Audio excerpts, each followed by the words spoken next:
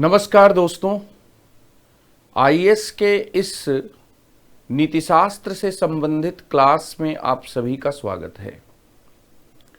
आज का विषय सिविल सेवा से जुड़े हुए कुछ मूल्यों को लेकर है और इन मूल्यों को समझने के लिए कुछ सत्य घटनाएं हैं या केस स्टडीज हैं, उनको मैं आपसे डिस्कस करूंगा। बात 1981 की है। आईएएस और दूसरे ग्रुप ए के अधिकारियों के फाउंडेशन बैच के या फाउंडेशन कोर्स व ट्रेनिंग के काम के लिए बनाए गए लाल बहादुर शास्त्री राष्ट्रीय प्रशासनिक संस्थान के करीब 40 जो प्रोबेशनर आईएएस ऑफिसर्स थे, उनका एक ग्रुप हिमालय में ट्रैकिंग के लिए जाने वाला था। इस 40 के ग्रुप में 8 महिला आईएएस प्रोबेशनर ऑफिसर्स भी थी और इसको कमाडेरई एंड स्पिरिट ऑफ डिकॉर्प्स एक शब्दों का एक समूह प्रयोग किया जाता है, उसके तहत ये ग्रुप क्या है जाने वाला था। और इस ग्रुप में जो लोग थे, उन लोगों के बीच में बस ड्राइवर को रास्ता बताने को लेकर एक विवाद खड़ा हो गया और इसके वजह से आने जाने में कुछ समय और दूरी दोनों क्या है बढ़ी। एक आईएएस प्रोबेशनर ने बस ड्राइवर को कोई ऐसा रास्ता बताया जिस रास्ते से दूरी भी बढ़ गई और बार बार पूछने की आवश्यकता भी हो रही थी। जिस आईएएस प्रोबेशनर ने ये रास्ता बताया था, वो आईएएस प्रोबेशनर ड्रिंक किए हुए थे और ड्रिंक किए होने की वजह से उनके जो साथ के दूसरे आईएएस प्रोबेशनर ऑफिसर्स थे, उनको लगा कि इस वजह से उन्होंने क्या है ये लापरवाही की। उस बैच में 2 जो महिला आईएएस प्रोबेशनर ऑफिसर्स थीं, उनमें से एक ने रास्ता बताने वाले व्यक्ति को अ ड्रंकन स्टूपिड बिहारी कह दिया। अब कई बार हमारे शब्दों में इतनी ज्यादा इन्फीरियरिटी शब्दों से पैदा हो जाती है, या कई बार हमारे शब्दों में इतना ज्यादा विष होता है कि सीधा साधा व्यक्ति जो अपने नॉर्मल कंडीशन में है, वह भी क्या है कई बार उस विष से आहत हो सकता है। और यहां तो मामला एक शराब पिए हुए नशे में एकदम चूर व्यक्ति का था। ये जो ड्रंकन स्टूपिड बिहारी का जो ताना था, इस ताने से 19 वर्षीय आईएएस ऑफिसर 29 वर्षीय IAS probationer officer Vijay Kumar Singh ने अपने पास एक लोडेड रिवॉल्वर रखी थी, उसको उन्होंने निकाल लिया और उन्होंने उस महिला आईएएस प्रोबेशनर ऑफिसर और उसकी साथी पर ये रिवॉल्वर उनके सिर पर तान दिया। इसके पहले ये शख्स अनुशासनहीनता के आरोप में राष्ट्रीय रक्षा अकादमी एनडीए में भी निकाले जा चुके थे। तो मामला कुल मिलाकर बहुत गंभीर हो गया। सामान्य कोई व्यक्ति का मामला था नहीं, आईएएस प्रोबेशनर्स के बीच का मामला था। मामले में शिकायत भी हुई और जांच शुरू हुई। जांच ये जो कर रहे थे, ये जांच का काम जिसको सौंपा गया, वो लाल बहादुर शास्त्री राष्ट्रीय प्रशासनिक संस्थान लबासना के निदेशक थे। और उस समय 1981 में लबासना के जो निदेशक थे, वो 1951 के Bihar cadre IAS officer PS Appu साहब थे। पीएस अप्पू साहब की पहचान भारत के एक कड़क ईमानदार अधिकारी के तौर पर होती रही थी। और पीएस अप्पू साहब ये दिखा चुके थे कि उन्हें मुख्य सचिव पद का भी कोई मोह नहीं है। उनके लिए उनके सिद्धांतों के आगे कोई पद नहीं है। ये वही पीएस अप्पू थे जिन्होंने 1977 के विधानसभा के चुनाव के बाद कर्पूरी ठाकुर साहब जब मुख्यमंत्री पद पर नियुक्त हुए तो उन्होंने पीएस अप्पू को मुख्य सचिव बनाने की पेशकश की थी। पीएस अप्पू ने मुख्य सचिव बनाने की पेशकश के बाद तत्कालीन मुख्यमंत्री कर्पूरी ठाकुर को पत्र लिखा और उन्होंने उस पत्र में लिखा कि उन्हें अपने फैसले पर फिर से विचार करना चाहिए। इस पर भी जब कर्पूरी ठाकुर नहीं माने तो पीएस अप्पू ने कहा कि वे मुख्य सचिव के पद को एक शर्त पर ही स्वीकार करेंगे, जब उन्हें अपने विचार व्यक्त करने की आजादी हो, जब उनके काम में कोई राजनीतिक हस्तक्षेप न हो। और कुछ ही महीनों बाद जब पीएस अप्पू को यह लगा कि मुख्यमंत्री अपना वादा नहीं निभा रहे हैं तो उन्होंने कहा कि वे अपने पद से हटना पसंद करेंगे।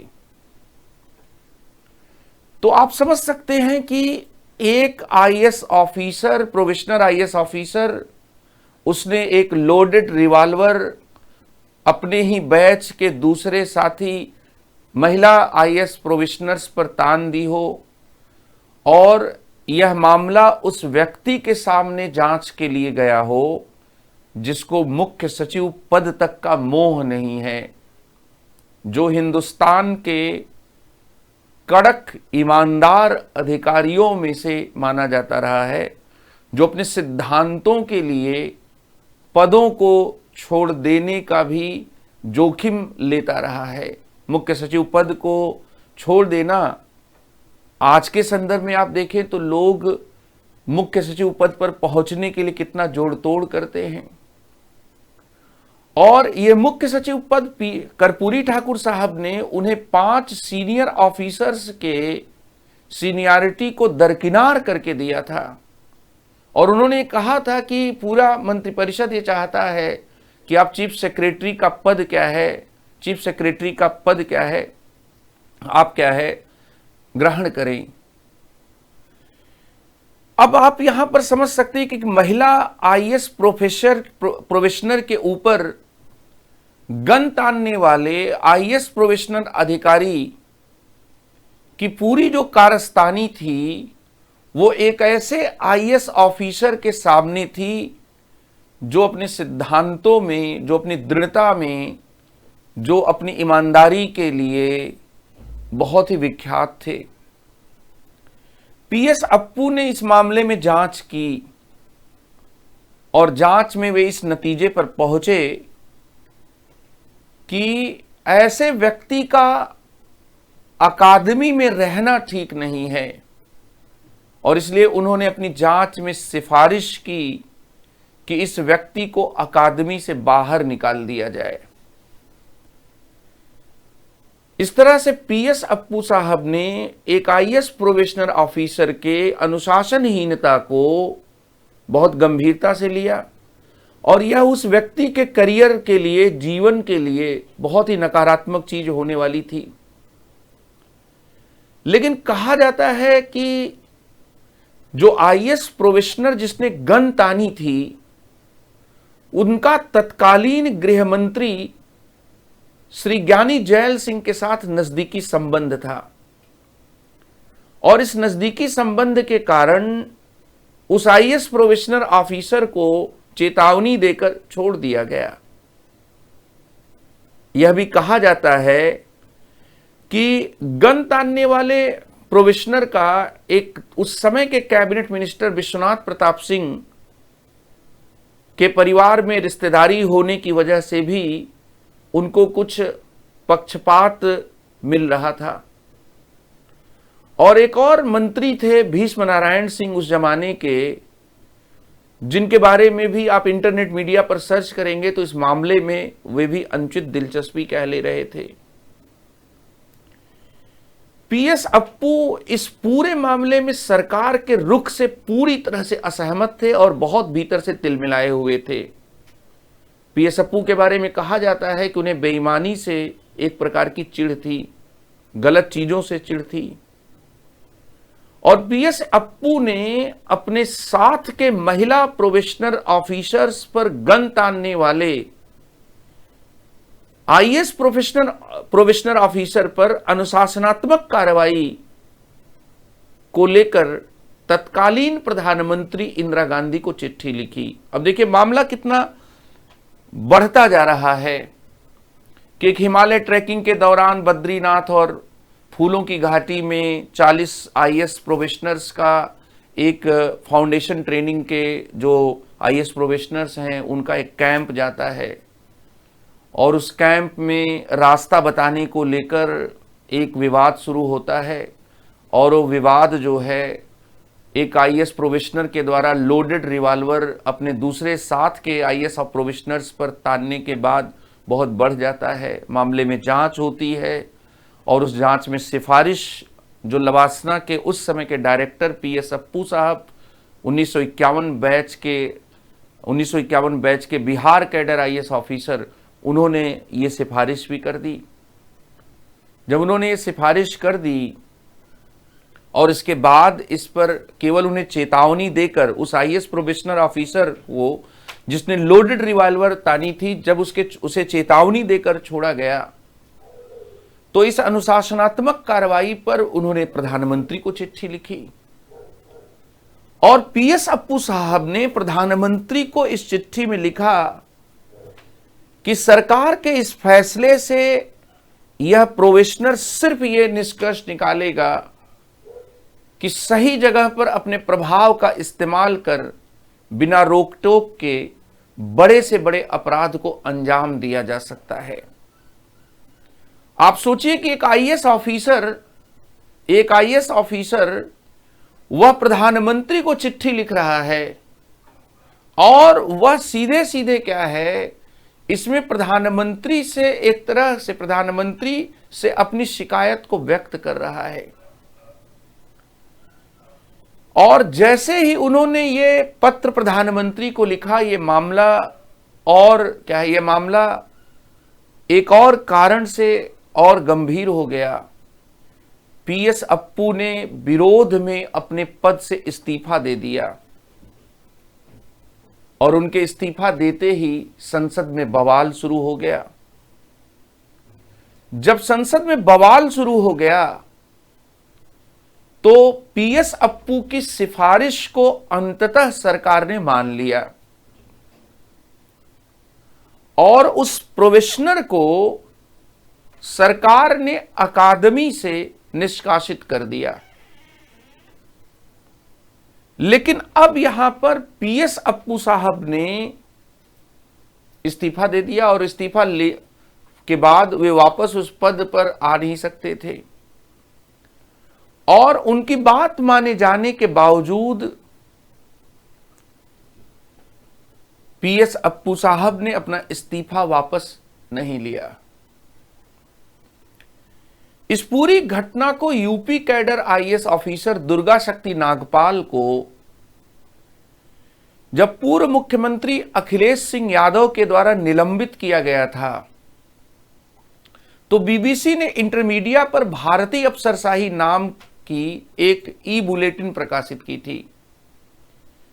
उस ई बुलेटिन में इस घटना का पूरा जिक्र किया गया और बीबीसी ने इस घटना का शीर्षक क्या लिखा कि अधिकारी जिसने झुकाया गृह मंत्री और प्रधानमंत्री को। एक अधिकारी जिसने अपनी बात सही होने पर भारत के गृह मंत्री और भारत के प्रधानमंत्री को भी अपने निर्णयों के सामने, अपने सिद्धांतों के सामने झुकने के लिए बाध्य कर दिया। और यह घटना बताती है कि दुनिया आज भी सिद्धांतों के सामने झुकती है, लेकिन उस पर लड़ने अड़ने वाला और उस पर उन सिद्धांतों पर दूसरों को झुकाने वाला होना चाहिए। महात्मा गांधी के सिद्धांतों से भी लोगों ने पहले उन सिद्धांतों पर वे क्या है हंसे, फिर उन्होंने उस सिद्धांत को नकारा, फिर उन सिद्धांतों के खिलाफ वे लड़ाई लड़ने लगे।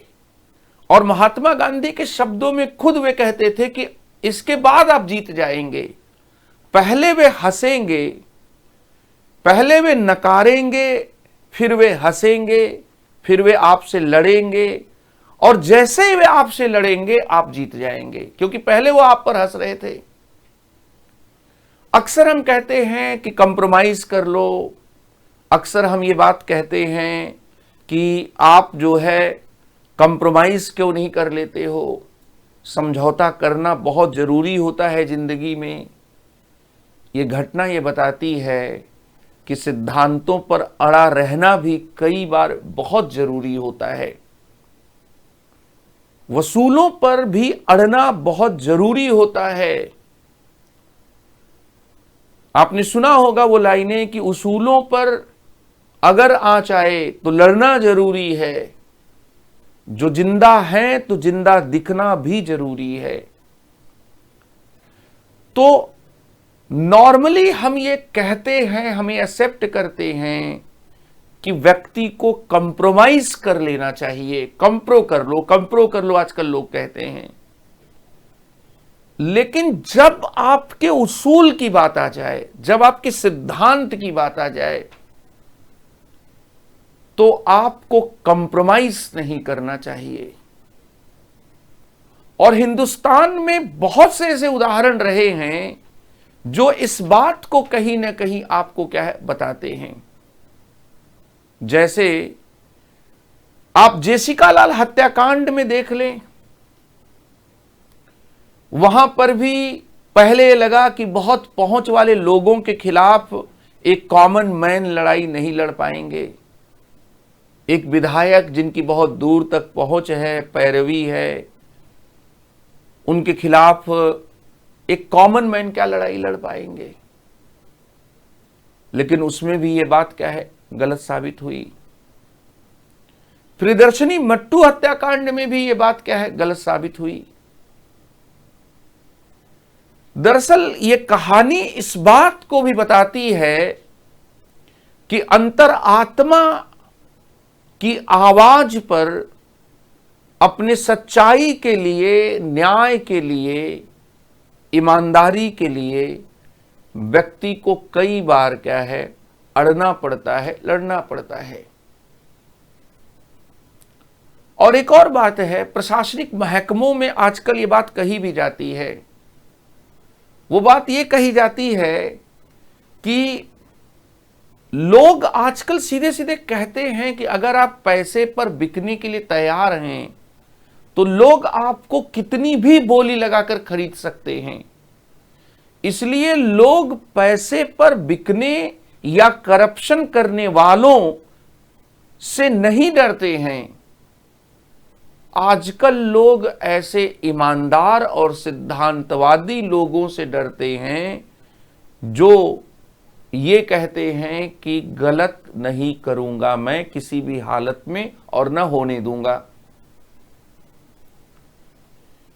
पीएस अप्पू की इस कहानी का दूसरा जो मैसेज है, दूसरा जो सबक है, वो सबक ये भी है कि व्यक्ति को सच्चाई के रास्ते पर चलने के लिए, व्यक्ति को ईमानदारी के रास्ते पर चलने के लिए अपनी अंतश्चेतना को आधार बनाना चाहिए। और पीएस अप्पू की इस कहानी पर एक बाद में उनके दौर में या जब वे निदेशक थे उस समय 1981 बैच के आईएएस ऑफिसर हर्ष मंदर कहते हैं कि पीएस अप्पू ने हमें सिखाया कि आप को गलत करने के लिए कोई बाध्य नहीं कर सकता। आपकी अंतरात्मा के खिलाफ कभी भी सरकार खड़ी नहीं हो सकती जब तक कि आप खुद न चाहें। एक और बात यहां पर कही जाती है कि जब हम इस तरह की चीजों को देखते हैं तो सवाल यह उठता है कि जिन मूल्यों की, जिन उसूलों की, जिन बातों की आज हम चर्चा करते हैं, उनको हम क्या व्यावहारिक रूप में आज के संदर्भ में, क्योंकि ये कहानी भी 80 के दशक की है और उसके बाद 40 साल बीत चुके हैं, तो क्या ये 40 साल बाद भी इस तरह की चीजें होती हैं? बिल्कुल होती हैं। आगे के कुछ एपिसोड्स में मैं बताऊंगा यूपी कैडर के एक आईएएस ऑफिसर अनिल स्वरूप की कहानी, जिन्होंने किस तरह से कोयला मंत्रालय में रहने के दौरान, कोयला मंत्रालय में हुए घोटाले के बाद किस तरह से चीजों को ठीक किया। तो एक तो ये बात है कि अरे ये भी 40 साल पुरानी बात है और आजकल ये चीज भी क्या है, लागू नहीं होती है, ये बात भी ठीक नहीं है। दूसरी बात यह है कि आप ऐसी चीजों को अपने प्रश्नों से कैसे जोड़ेंगे, अपने क्वेश्चन से कैसे जोड़ेंगे। अंग्रेजी का एक शब्द होता है प्रोबिटी, और प्रोबिटी जो है लैटिन भाषा के प्रोबस शब्द से बना है, जिसका अर्थ होता है ईमानदारी, जिसका अर्थ है ईमानदारी। उच्चतम सिद्धांतों और आदर्शों का पालन करना, ईमानदारी से पालन करना प्रोबिटी है। जैसे हम लोग कई बार कहते हैं कि प्रोबिटी इन पब्लिक लाइफ, ये जो प्रोबिटी इन पब्लिक लाइफ है, ये क्या है, ये नीचे जा रही है, ये बहुत खराब हालत में है, देखिए कहां पर कितना भ्रष्टाचार हो रहा है, क्या हो रहा है। तो हम कई बार उच्चतम सिद्धांतों और आदर्शों के पतन की बात करते हैं। हम पब्लिक लाइफ में प्रोबिटी के नहीं होने की क्या है बात करते हैं। पीएस अप्पू का यह उदाहरण इस बात को बताता है कि प्रोबिटी इन पब्लिक लाइफ जो है वह क्या है, जो प्रोबिटी इन पब्लिक लाइफ जो है वह किस तरह से महत्वपूर्ण क्या होती है। तो यहां पर आप ये पाएंगे कि पद पर बने रहने की तुलना में या अपनी सुविधाओं के बारे में सोचना, अपनी चीजों के बारे में सोचना, ये सब सोचने के बजाय उन्होंने क्या है, प्रधानमंत्री तक को इस बात की जानकारी दी। वे अपने सिद्धांतों के लिए, वे अपने मूल्यों के लिए लड़े, और इसके साथ ही वे अंततः उन्होंने पद को भी क्या है छोड़ दिया। पद को छोड़ देना एक नकारात्मक चीज लग सकती है, क्योंकि जब उनकी बातें मान ली गई थी, लेकिन उस दौरान इस तरह की चीजें हुई जिससे उनका मन आहत हुआ होगा। और कई बार क्या होता है कि हमें सच्चाई पर अड़े रहने के लिए, या अगर मुझे ये बात पता है कि मैं जनहित के लिए, मैं पब्लिक इंटरेस्ट के लिए किसी प्रश्न को उठा रहा हूं, मैं जनहित से जुड़े हुए मुद्दे को क्या है उठा रहा हूं, तो मुझे उस पर अड़े रहना होगा, टिकना होगा। पीएस अप्पू का उदाहरण इस बात का भी प्रमाण है कि समझौता नहीं करना सत्यनिष्ठ होने की एक शर्त होती है। कुछ बातों पर समझौता नहीं हो सकता, कुछ ऐसी चीजें होती हैं जिस पर कंप्रोमाइज नहीं हो सकता। तो पीएस अप्पू का उदाहरण इस बात को तो बताता ही है कि सिद्धांतों के लिए अगर आप सही सिद्धांतों पर हैं तो आप एक न एक दिन दुनिया को झुका सकते हैं।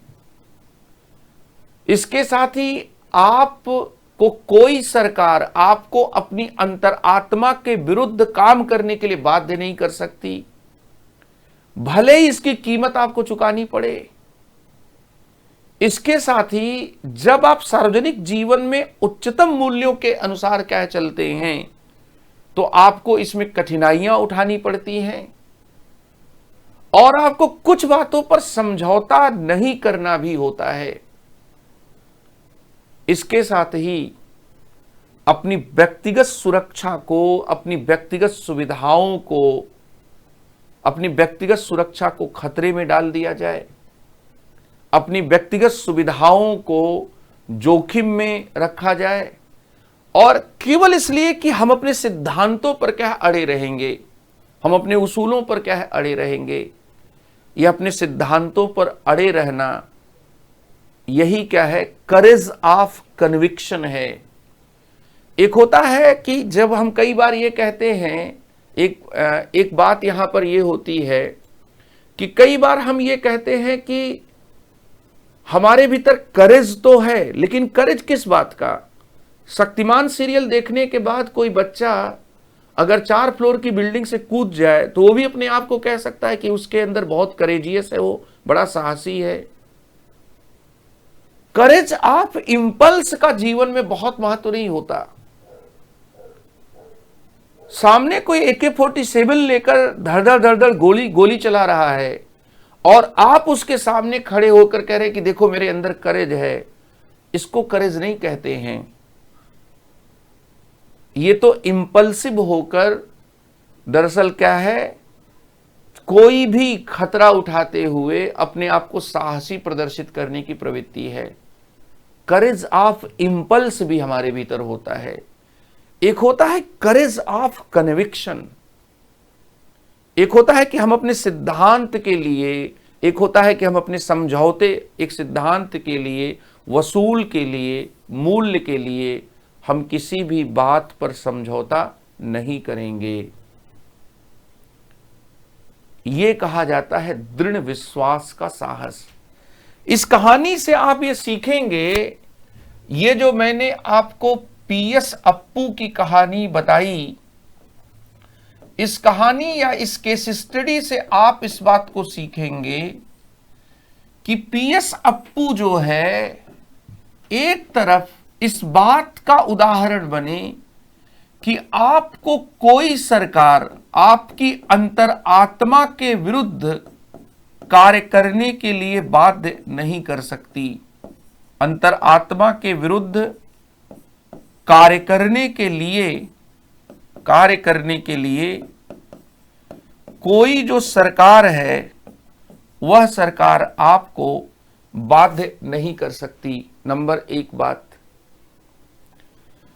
नंबर 2 बात यहां पर यह है कि आप में अगर दृढ़ता है और वो दृढ़ता आप में अपने सिद्धांतों के लिए है और सिद्धांत आप जनहित से जुड़े हुए हैं, आप अपने लिए दृढ़ नहीं हैं बल्कि आप अपने सिद्धांतों के लिए दृढ़ हैं, आप पब्लिक इंटरेस्ट के लिए एक दृढ़ता क्या रखते हैं, तो इस दृढ़ता की वजह से आप किसी को भी झुका सकते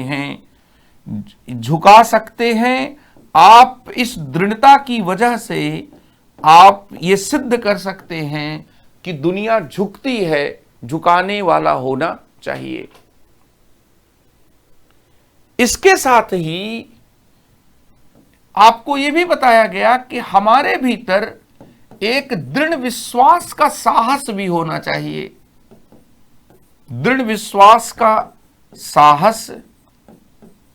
और यह कहानी इस बात को भी बताती है कि जब आप किसी चीज में आपको करेज ऑफ कन्विक्शन होता है तो उस सिद्धांत को, उस उसूल को, उस प्रतिबद्धता को आप किसी भी हालत में क्या नहीं छोड़ते हैं। और इसके साथ ही दृढ़ विश्वास के साहस के अलावा, जो दृढ़ विश्वास का साहस है, इसके अलावा आप जिसे प्रोबिटी कहते हैं, प्रोबिटी इन पब्लिक लाइफ जिसे कहा जाता है, सार्वजनिक जीवन में जिसे ईमानदारी कहा जाता है, तो जो सार्वजनिक जीवन में जो ईमानदारी की बात है, वह ईमानदारी की बात यहां पर इस चीज से जुड़ी हुई है, इस बात से जुड़ी हुई है कि व्यक्ति को अपने आदर्शों के लिए, अपने सिद्धांतों के लिए ईमानदारी से उसका पालन करने और जनहित के अनुसार चलने के लिए कुर्बानियां देनी पड़ती हैं।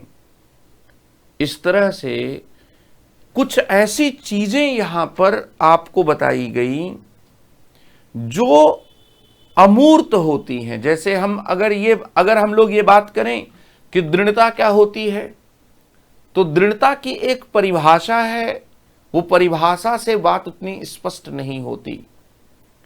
और जैसे पीएस अप्पू की कहानी है, उसी तरह से हिमाचल प्रदेश कैडर के एक दूसरे आईएएस ऑफिसर महाराज कृष्ण काव, यम के काव के कार्यों में भी इसी प्रकार के उदाहरण क्या आपको मिलेंगे। यम के काव हिमाचल प्रदेश कैडर के आईएएस ऑफिसर थे और यशवंत सिंह परमार उस जमाने में मुख्यमंत्री थे। उस जमाने में या हिमाचल प्रदेश के तत्कालीन गृह मंत्री रामलाल थे। जो गृह मंत्री थे, जो तत्कालीन बिजली मंत्री थे, वे रामलाल थे। और हिमाचल प्रदेश ने हरियाणा से बिजली का एक समझौता किया। बिजली के समझौते पर वित्त मंत्रालय का कंसेंट क्या है, नहीं लिया गया। जब बिजली के समझौते की फाइल बिजली मंत्रालय में पदासीन सचिव एम के काव के पास पहुंची, तो एम के काव ने कहा कि एम के काव ने उस फाइल पर नोटिंग लिखी कि वे इस समझौते से सहमत नहीं हैं, क्योंकि इसमें प्रति यूनिट बिजली के खर्च का आकलन नहीं किया गया है। अर्थात यह समझौता हिमाचल प्रदेश के लिए कैसे लाभप्रद होगा, इसका हमें सटीक क्या है, आकलन नहीं है। जब यह फाइल बिजली मंत्री के पास पहुंची,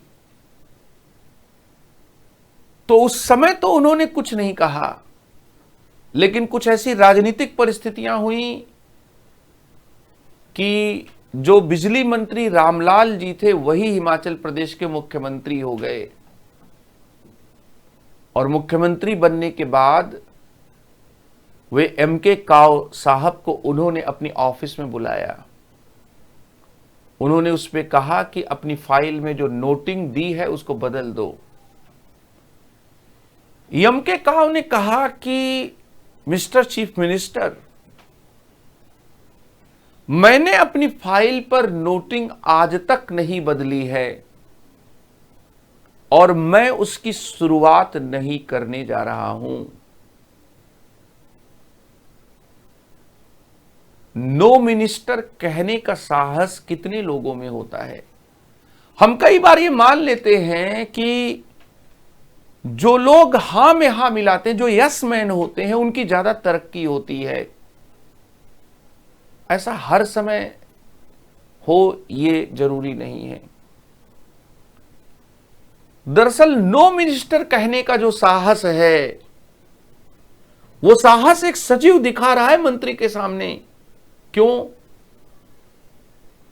अगर आपको यह यकीन है कि आप पब्लिक इंटरेस्ट को सर्व कर रहे हैं, पब्लिक इंटरेस्ट के लिए लड़ रहे हैं, तो आपको अपनी चीजों पर अटल रहना होगा, अडिग रहना होगा, अटूट रहना होगा। और जब आप अपने स्टैंड पर अटल रहते हैं, अटूट रहते हैं, अडिग रहते हैं, तो इसी को दृढ़ता कहते हैं। और सार्वजनिक सेवा के प्रति समर्पण भाव बिना दृढ़ता के आता ही नहीं है। यहां पर भी आप देखेंगे कि जैसे पीएस अप्पू ने तत्कालीन गृह मंत्री ज्ञानी जैल सिंह और प्रधानमंत्री इंदिरा गांधी को इस बात के लिए विवश किया कि अपने फैसले को बदलें, उसी तरह से एक बिजली सचिव ने बिजली मंत्री ही नहीं, मुख्यमंत्री को इस बात का संदेश दिया कि वे सही हैं, इसलिए वे उनकी हां में हां नहीं मिलाएंगे। झुकती है दुनिया, झुकाने वाला होना चाहिए। इस पूरे कक्षा का, पूरे इस लेसन का यही क्या है, उद्देश्य था। तो अगले क्लास में, अगले वीडियोस में आपसे और कुछ इंपॉर्टेंट बातों पर चर्चा होगी। इस कारवां को हम लोग लगातार बढ़ाते रहेंगे। Thank you very much.